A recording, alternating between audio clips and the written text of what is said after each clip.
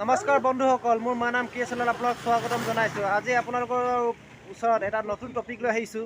আজিৰ টপিকটো হৈছে যিটো এতিয়া বসুন্ধৰা মিছনত মাটিৰ কাম চলি আছে, নাম জাৰিকৰণ আৰু একচনীয়া মাটি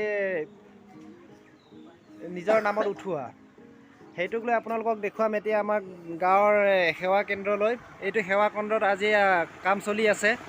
আজিৰ পৰা নহয়, বহুদিন ধৰি ইয়াত কাম চলি আছে। এইটোৱে আমাৰ কাষ্টমাৰ ছাৰ্ভিচ পইণ্ট।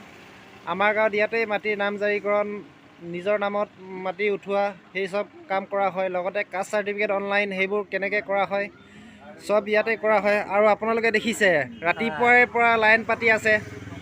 এইবোৰ চব ৰাতিপুৱাৰে পৰা কাগজ পাতি লৈ পিনে লাইন পাতি আছে মাটি নামজাৰিকৰণৰ বাবে।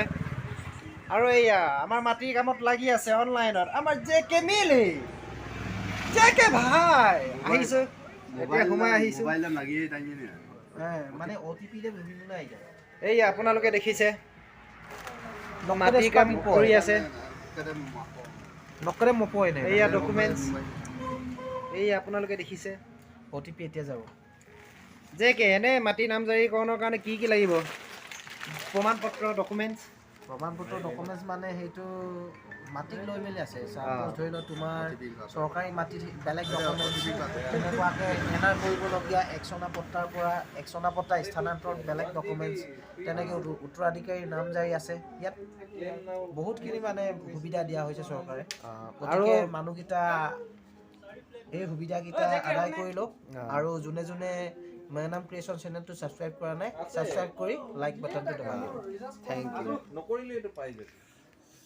এই আপোনালোকে দেখিলে এতিয়া কি কি ডকুমেণ্টছৰ প্ৰয়োজন হয়।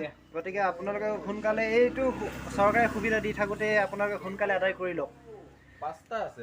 গতিকে ধন্যবাদ আজিৰ কাৰণে। আপোনালোকৰ